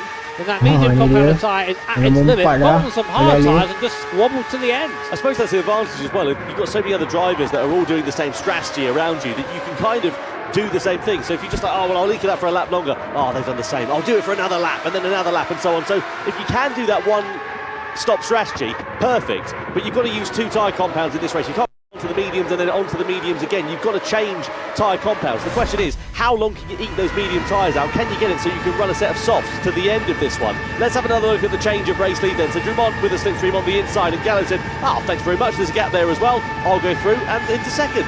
Yeah, nicely well played there. That's how you do it. It's like a high-speed chess in the Grand Turismo World Series events. But Serrano hanging on. Interestingly, we looked at the tyres just a second ago. Serrano's tyres actually in the best shape of anyone. He's led this race for the majority so far. So not only is he fast, Tony Serrano, but he's good at looking after those tyres too. Good, very good traits there for a driver here in these events. So on to lap 16 now. We think end of lap 17, all these guys are going to box for some hard compounded tyres. That's what I think is going to happen, but I've been wrong before. Yeah, hard tyres to the end of this one. When you've got soft shot runners behind and medium shot runners who are on a one-stopper as well, it's going to be interesting. The soft shot runners now coming into Brun pits at the end of lap 15. So he's gone for the soft compounded tyre. Starting on the soft tyre, he went soft, so now surely he's going to go medium, isn't he, for the end of this race? Got to. Yeah, has to. If he goes in a hard tyre, he's got no chance. So it will be the medium tyre, I think, for Kyler Brun. There it is, onto the medium. So I don't know, he'll have the pace advantage over the hard runners to the end of the race, but it's going to be, it's got to be a big push now from Kyler Brun to get anywhere near these guys. He's a long way back, long way back. And Laboutelet and Cardinal, they're on the same strategy as him, basically. And you can see about a second ahead, but that's not so bad. I mean, that shows you how much slower that hard tyre is. But Kyler Brun has done an extra stop over Laboutelet and Cardinal, only 2 seconds behind. Yeah, it's not worked out too badly there for Kyler Brun. Of course, he's now got to make up that position on circuit, which is a bit of a problem, because had he not had that penalty, I mean, what's the gap? 2.2 seconds. He would have come out effectively in front, barring any other instance that he may have come a cropper with. So it's cost him track position. It now means he's got to do the hard work on the circuit. But if he can dispose of Cardinal pretty quickly, it might bring him back into contention. But of course, as you can see, the top 8 runners are going to be coming in for a set of hard tyres before too long, and that could leave them vulnerable to those that are on the medium tyre in the closing stages of this race, if indeed they've got any life left in them. That's the crucial point. They can all well be on a quicker compound of tyre, but if they're taking all the good bits out of them, they'll have nothing left at the end. And look who's been quietly sneaking up the field. Takuma Miyazono up 3 places, up to P4 now, and in the fight for the win here. No doubt about it. Our 2014 Nations Cup champion, showing you just why he is such. Very, very close now to the back of Jose Serrano, and it is going to be a bit of a fist fight on the hard compounder tyre as well. We very rarely see these guys race on the hard tyres, so I'm quite curious to see what it's like for them. I know it's going to be slower, it's going to be tougher. They are going to be on a lighter fuel load though, so it should be a bit nicer, but they take a while to heat up and they don't have anywhere near the grip of these mediums, so it should be a very, very spicy last 13 laps or so. Yeah, 8 drivers all on the same strategy is going to be very exciting. Well, Takuma Miyazono showing why meditating to that pop song is a good idea before the start of this race. I want to say it's been a calm one from him, but the first laps were a bit scrappy, even by Takuma Miyazono standards. So he's calmed down a little bit. You can see there, philosophy by Alexandros. Well, whatever philosophy he's going by, it seems to be working quite nicely at the moment. Just sitting there in fourth position, biding his time, waiting for the right opportunity. Does anybody dive into the pit lane? Miyazono does. So Miyazono into the pits. He's the first driver to blink. So now he's going to do the undercut relative to those around him. This could be a huge move here from Miyazono because these medium tyres, they really are on that last leg. The guys are doing 128, high 128, 129. And we know the hard compounder tyre can easily do a 28 on its own. So this might be a masterclass here from Miyazono, just taking that one lap earlier and going for that undercut. So he's having to look around, but you can see him there thinking, right, okay, where are they on the circuit? Where am I? But this means this outlap is absolutely crucial for Takuma Miyazono. I think he's come out on his own as well. Yeah, it's worked out nicely. He's got a 10-second buffer to Guy Barbara in front, so that's absolutely perfect there for Takuma Miyazono. Gallo, meanwhile, took the lead of the race away from Kylian Drumont. Serrano was there in the background as well, but exactly what we saw last time as well. Down the start-finish straight into the tunnel, into the first corner. Gallo, a decisive move there into the race lead for the first time. And it's so cool seeing these guys race. I mean, we've been doing this now for, I think this is our 8th year of doing this. And these names, they keep coming back, and you just know, right, but Gallo, Drumont, Serrano, Miyazono, it's going to be a good race. And it always is. Gallo right now leading from the front with those rear tyres, getting to the point now where traction's going to be a bit of a premium. So I imagine we're going to see him all react to Miyazono's pit stop and try and avoid being undercut too badly. So we're going to see now whether Miyazono's strategy was the correct one or not, and Gallo is continuing. One more lap on the medium, as is Serrano, and Drumont opting to pit. So they're really pushing this medium tyre. I was told in the briefing that 17 laps, so you're going to get out of it. But our drivers think different. Miyazono's lined a particularly brilliant middle sector relative to some other drivers around him. 29.7's not quite the fastest. Of course, the tyres aren't up to the optimum working temperature at the moment. Hard tyres then on for Kylian Drumont. Innistrosa following the same strategy there as well. What's it like on fuel? Seems okay for them at the moment. Nothing really too much to worry about. But there is Miyazono. Has he managed to leapfrog those two drivers as they come out of the pit lane, up through and into 7th position then for Miyazono? And Drumont is still in front for now, but he's on colder tyres. Is Miyazono going to be able to take profit and go for the move on the inside? Not quite into there. So it's worked out okay for Miyazono, but not particularly brilliantly in terms of track position, because now he's got to follow through on Drumont the hard way. You need to, I don't know, I think that's not worked out for Miyazono the way I thought it was. The outlap was not enough, but Gallo and Serrano now, you can see them in the acceleration zone. They just cannot get out of the corner. I think that they've just gone a lap too long, I think, on these tyres. I mean, we can see on our end 10% left on the rear right tyre for Valerio Gallo. That thing is going to feel horrible. Now Serrano's going for a move. Don't do it now, Jose. You're fighting. Sasaki and Bolura also fighting for moves too. You can see they've got the warning sign there. Don't know what that means, but it can't be good. No, absolutely critical for these drivers. They've got to come into the pit lane then, surely. Gallo has to, no choice for it. Sasaki also following him through there as well. So this is going to be interesting actually here between these drivers to see who emerges where. Has Miyazono lost time? He's still not ahead of Kylian Drumont, and that, as you say, Jimmy, was absolutely critical in terms of the strategy for a potential race victory for Takuma Miyazono. He needed to leapfrog, and soft tyres for Valerio Gallo, as well as Sasaki here as well. So they've decided to do a completely different strategy. Are they going to try and do the soft tyres 10 laps to the end? We've not seen anyone, we've seen 8 laps from Kaiser Bruin. Guy Barbara has been on that soft tyre for 10 laps and come in. Something says it can work. He's going again. So maybe this is the play. We didn't see us coming at all. Medium to soft tyre. So right now, Gallo is going to be able to drive right by these guys and just pull away. and have a massive gap, and that might just be enough. But Serrano and Jura even better because they have got an advantage over these drivers, and they have got 1 lap fewer to do when they come in, because surely it's got to be at the end of this lap. So it's critical now for Valerio Gallo to get track position ahead of Miyazono, and look at how much grip he's got ahead of the Japanese driver at the moment. Through the right hander we go, out of the hairpin, great attraction, track position on the inside. Surely he's going to dive his way through and into 4th. He does, so Gallo is up ahead. Now his next target is Kylian Drumont. It has to do it, has to make these moves count now, does Gallo. Sasaki's got on the same strategy as well in that soft compound tyre. They need to get through very quickly, and now the threat for Serrano and Jura isn't going to be Drumont and Miyazono, it's going to be Gallo and Sasaki.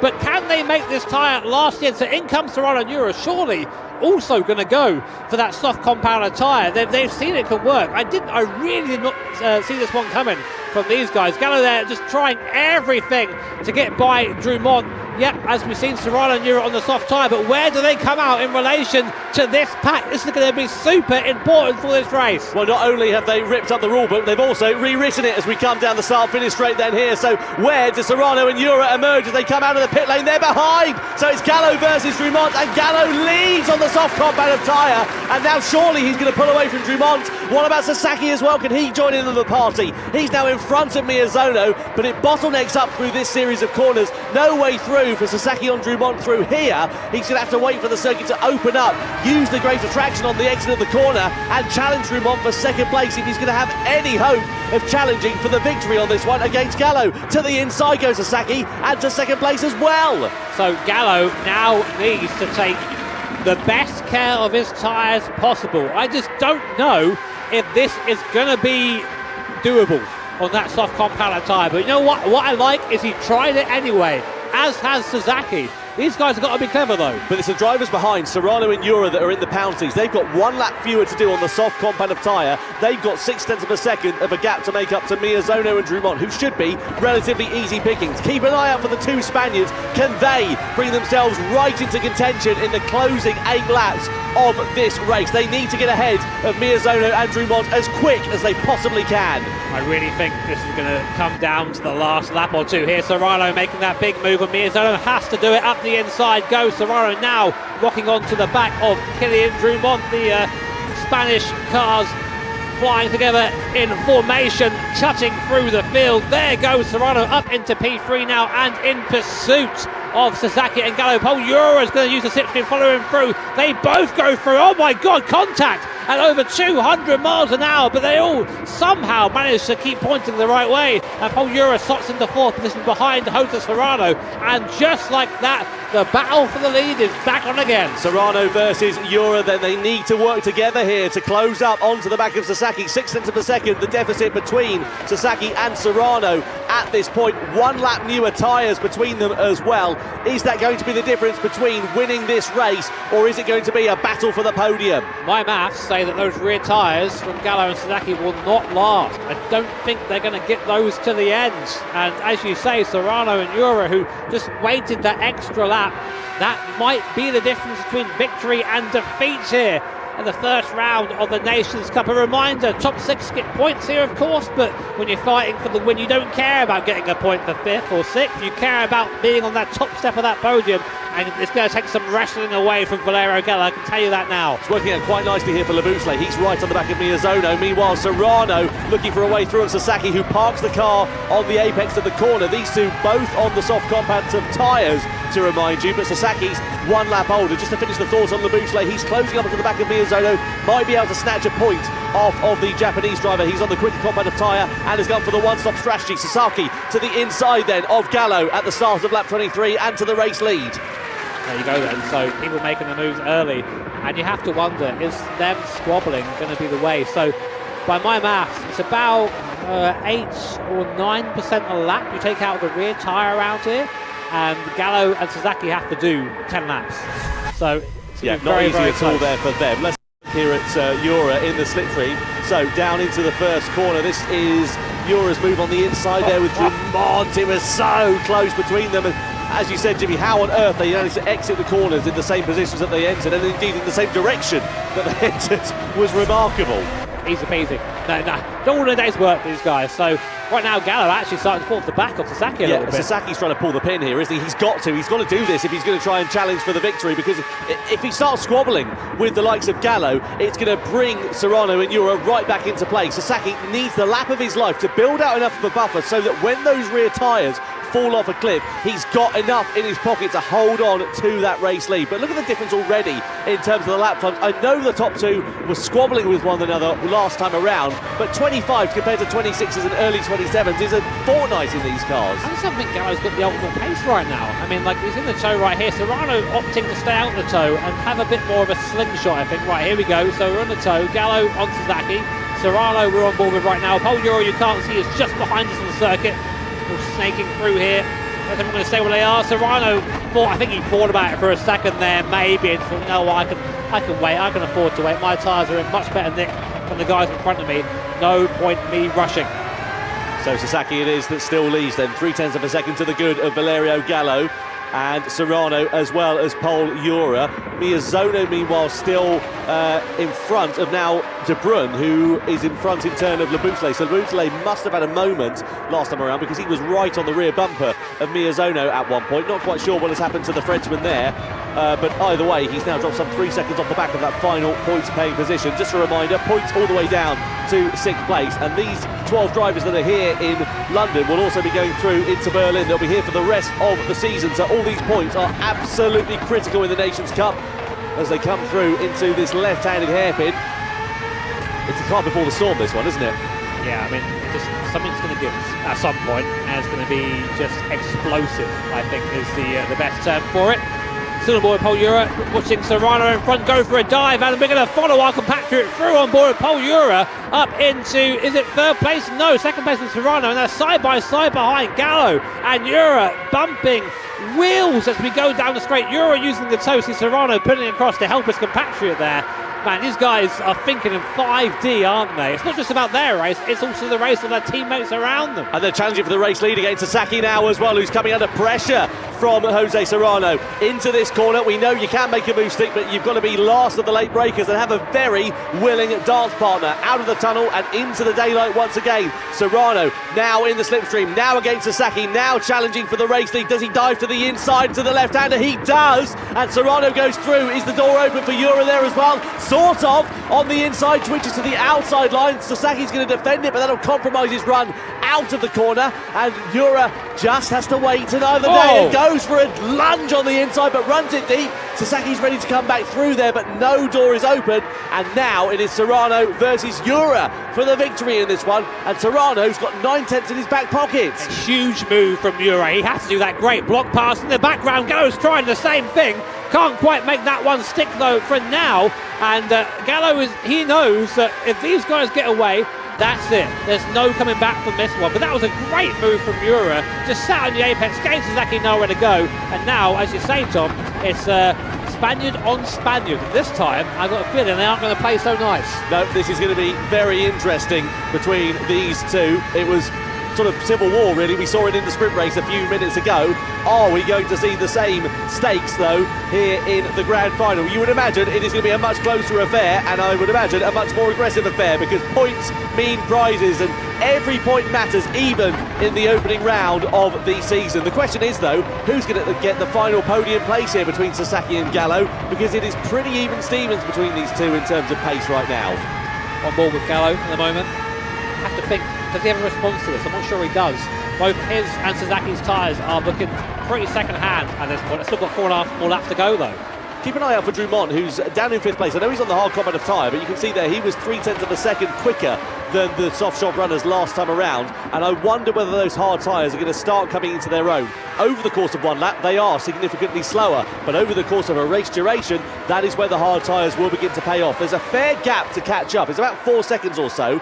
I think it might be a bit too far away given the later stages of this race, but if anything unravels between these top four, as we have seen it do so, it could bring Drummond, maybe Miyazono, back into play for a position up the order. I just think it's because of the fighting we saw in that lap. I don't think the pace is quite there for the hard tyre, but as you say, Tom, for Sasaki and Gallo especially, they're going to really start struggling in a couple of laps' time with this soft compound tyre. That might bring Drummond back, it might bring Miyazono back, it might bring De Bruyne back. for a point or two, who's there in 7th place, just waiting behind right now. He's quicker than anyone right now. But that last lap time there, Sasaki and Gallo, having a fight. Will we see Gallo go for a move? No, not quite. He's not close enough, is he? I think maybe there's a bit of like, geez, now we're stuck, aren't we? Yeah. What do we do now? They're sort of in no man's land, aren't they, really? Yeah. This is the problem. That's the risk with going for that undercut, because, as we said, it's only one lap, but it does have a massive impact on the race. And look at what it's done. 2.2 seconds clear up the road, Serrano versus Jura. And they've got enough of a cushion now in their pocket to sort of get involved in their own squabble, because they know that Sasaki and Gallo will not have the pace to catch up. Yeah, I just don't think, as you say, Tom, that tyre's got enough in it, and Sasaki's doing enough to keep Gallo behind, and he's doing that whilst being slow. I mean, if we look at last lap time, Serrano 26.5, 25.9 from Jura in the toe, and that's a 27.1 and a 27.0. Oh, Gallo! Oh, there you go. Lunges to the inside for 3rd place on Sasaki. Sasaki left the door pretty firmly open there, so maybe he wants to be the follower rather than the followee at this point. To give you some sort of number to the rear tyres percentage-wise, I mean, we might have a graphic for it soon, but Gallo right now and Sasaki, their rear right tyre on 32% apiece, and then in front of them it's 39% for Serrano and Jura. That's the difference one lap makes around here. So down the start-finish straight we go. Cardinal gets a warning for bump drafting. The stewards don't take too kindly to that sort of thing here in the GT World Series. It's his first event, so we'll give him the grace of it, but a warning is one step away from a penalty. 10th position currently for Sam Cardinal, newcomer to the GT World Series. Let's see what impact he can make later on in the championship, because it hasn't been a particularly fruitful evening for him here tonight. The pace of Serrano and Jura, they really have just opened the taps now. They've put 3 seconds on Valerio Gallo, who is not a slow driver, and just goes to show that when you get your head down round here, these guys, the Spaniards, they're going to be hard to beat this year, Tom. Well, the crucial point is they've stopped squabbling amongst one another. They've worked together like we saw them doing in the sprint race here. They've just not been, diving up the inside, sending another driver wide, taking 7 bells out of each other. They've worked together to build up that buffer to now over 4 seconds, which has worked quite nicely. Now, they have worked together, but here comes your question if you're Serrano and Paul Jura.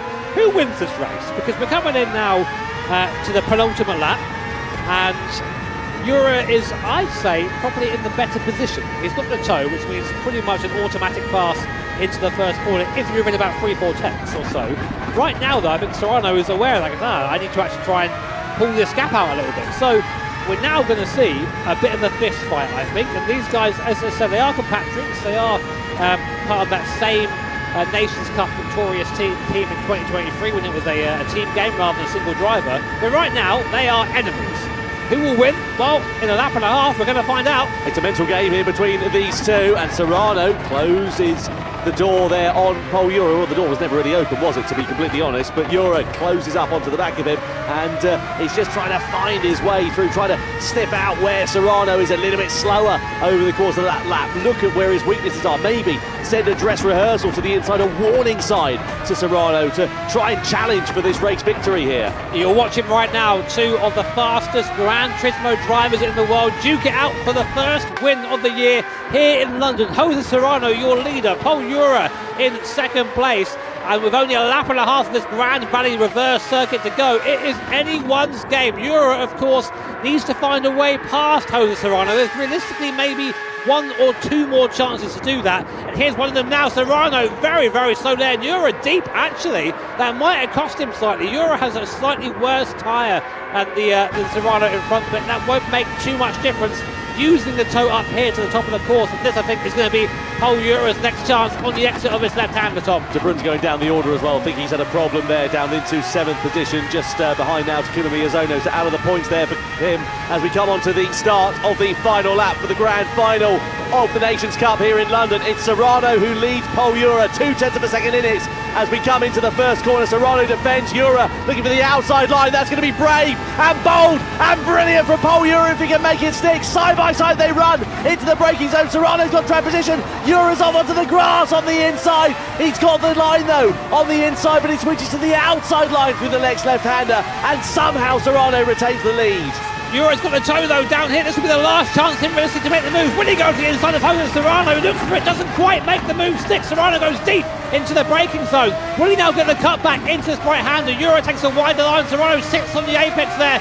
Stops Euro getting the power, but a slight wheel spin moment. Euro looks to the outside. Again, he's alongside, but just can't make it stick. He's deep though. He's wide. He's no. Oh, it's so hard though when you run it deep though, because it switches back to that left-hander, and it just gave Serrano enough track position. Half a lap to go then here, separating Serrano and Euro from victory in the grand final in the Nations Cup. And launch to the inside for Euro. Can he make it stick on Serrano? He slides. Is that moment over? Is that victory over for Euro then against Jose Serrano? It's advantage Serrano with just a few corners now remaining.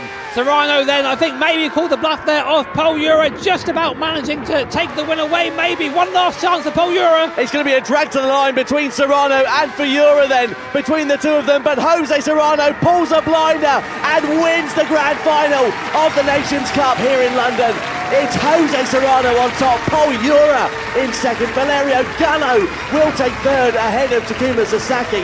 What a fantastic end to that race.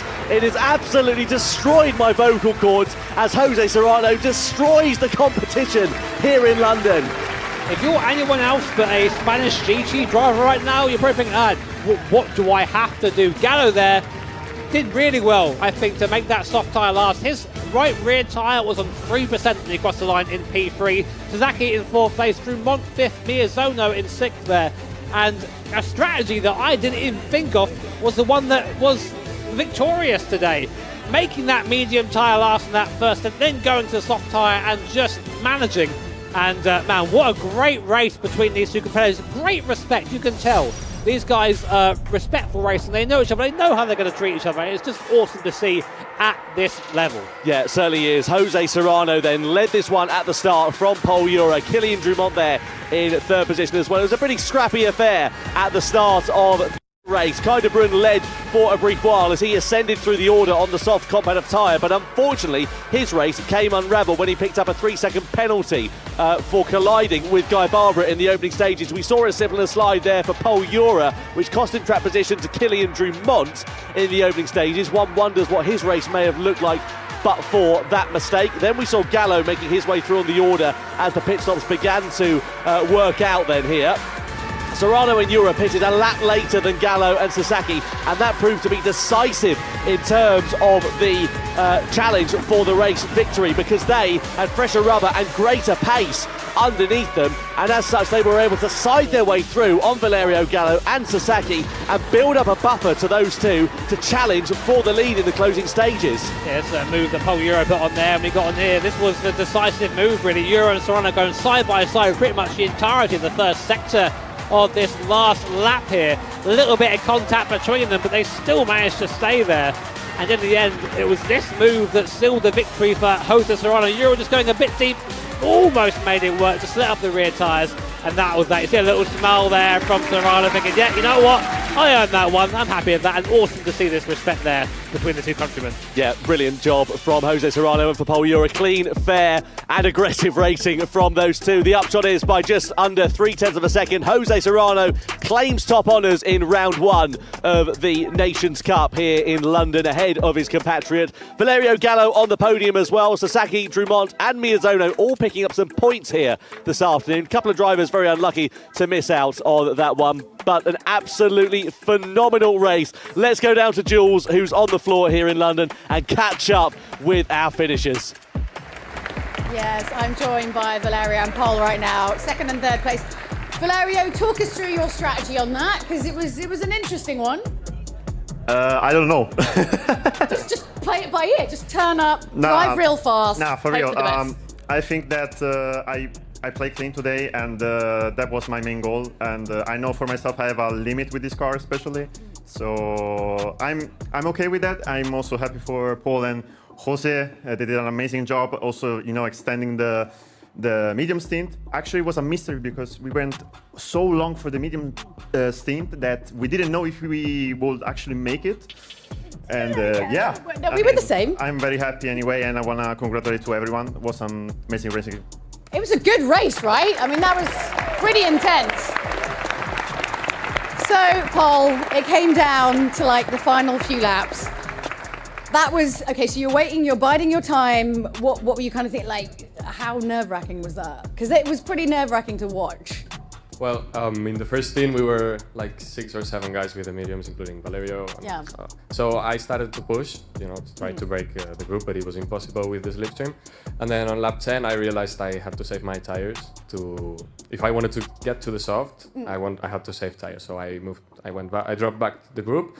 I started to save my tires, and then I saw them pitting for hards at 18, 19, and I thought the same as Jose, like until 20, not pitting, because the softs only lasts for 10 laps, and it actually worked out very well. It did work out very well, but those are a spicy last couple of laps. That was an incredible race. Let's thank them both. They did incredibly well, as did all the drivers. Let's chuck it back now to Tom and Jimmy for points. Cheers, Jules. Many congratulations to Valerio Gallo and to Pol Ura. Of course, the race results do reflect the point standings here tonight. The upshot is Jose Serrano takes 6 into Berlin for round 2. Pol Ura with 5, Gallo with 4, Sasaki with 3, Drummond 2 points on the board, Miyazono there with 1 point as well. I think Miyazono will probably be a bit disappointed given the pace that we've seen from him in these cars in the past. Yeah, it just didn't quite come together for him, did it? I think that medium to soft strategy was the one in the end. And as Valerio was saying down there, I don't think anyone really knew they could do it until they did it. So, but not a strong start for Takuma at all. Absolutely. Well, then let's catch up with our race winner. What a drive from Jose Serrano. Calm, controlled and clinical. Let's catch up with him. He's down with Jules. Yes, I'm joined by winner Jose Serrano. Jose, how was that race for you? It was great to watch. Was it fun? No. Yeah, it's really fun, but good. It was very tough, especially with the middle steam. But yeah, finally we did a good work, Paul and myself, and yeah, we see the battery in the last lap. And then the last couple of laps, were you worried? Were you worried Paul was going to come for you? Like, what? How were you feeling? I'm worried, yes, but I'm very confident with Paul. He's so clean. He's my teammate. So yeah, so happy with the result with the P1, P2. You know, if you were going to lose to anybody, like you'd be okay if it was Paul, right? Like it's fine. What do you think? Because obviously, you guys, Spain are so dominant. What makes the Spanish great drivers? Because you guys are always up in front. What is it? It's a secret. Well, there you have it. Okay, all right, we're going to chuck it back up to Tom and Jimmy. Big congratulations to Jose! Jose Serrano, the winner of the Nations Cup World Series event here in London for 2025. Don't forget to vote for your driver of the day on YouTube as well. Is it Pol Ura? Is it Valerio Gallo? Or is it Jose Serrano, the winner? Jimmy, if we were offering this one, who would be your driver of the day? Oh, I don't know. I think they all did a good job. I mean, it's just, I think I'd pick Ura and Serrano because they just played it so well together. I mean, Serrano obviously came out on top in both races, in the sprint and in this one as well, but they worked together so well. It's a mature decision to do that, and it paid off massively for both of them, more so though, of course, for Serrano. Yeah, it was spectacular from both of those drivers, absolutely no doubt about it. And a credit to Valerio Gallo as well for holding off Takuma Sasaki right at the end of that one. But we now are then ready for the podium ceremony to begin here in London. Ladies and gentlemen, please welcome in third place for the Nations Cup for World Series 1 from Italy, Valerio Gallo.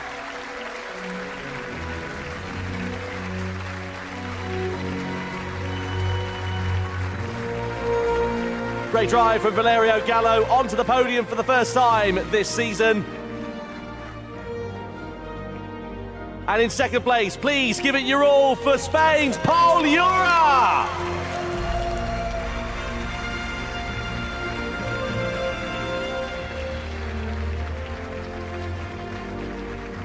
And the winner of the opening event of the Gran Turismo World Series Nations Cup in 2025 from Spain, Jose Serrano!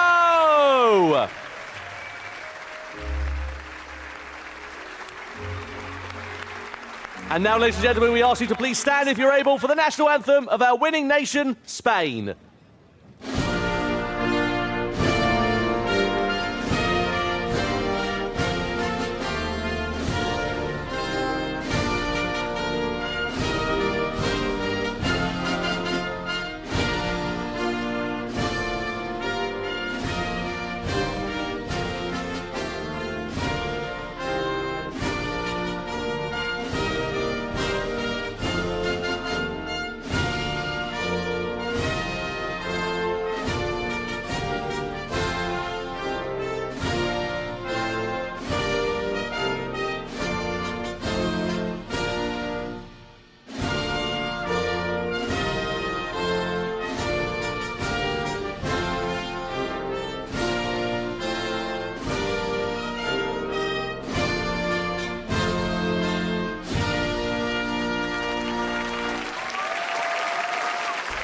Well, the national anthem of Spain plays out for our winning nation here tonight for Jose Serrano. And now time for the trophies to be presented. The Senior Director of Publishing for PlayStation, Tim Hodges, will award the third place trophy as he makes his way onto the stage here in London. Shakes the hands of our top 3 competitors. And the third place trophy is awarded to Italy's Valerio Gallo.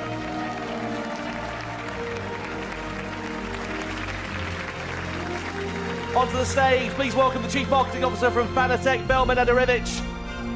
Here in London, our top 3 competitors on the podium, and the second place trophy to be awarded to Spain's Paul Yura.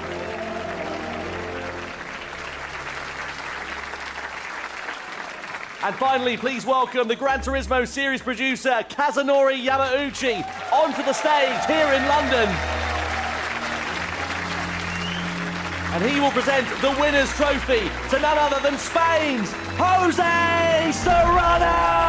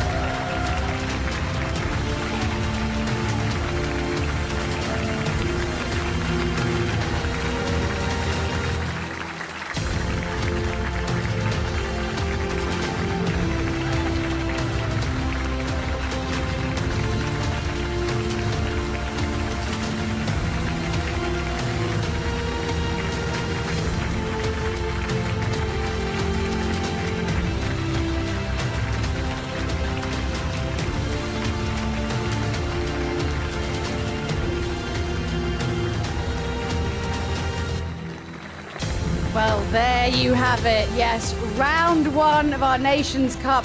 One and done. One and done. That was amazing. What some incredible racing. Spanish dominance.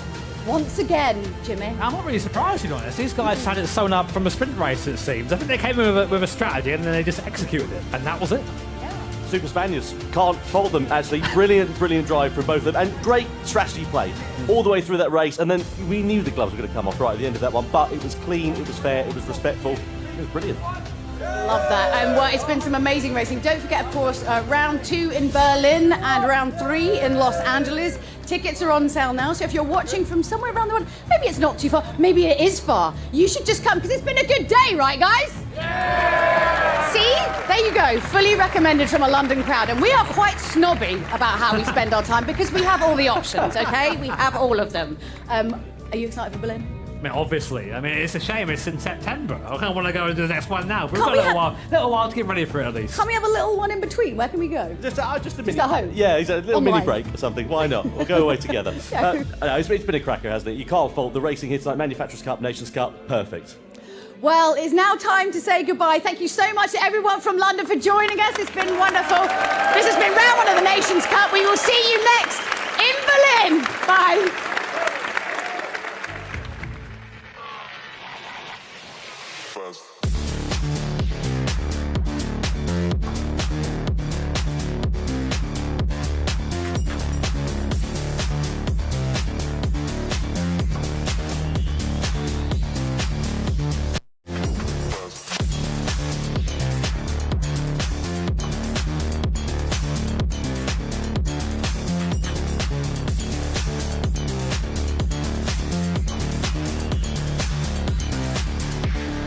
PlayStation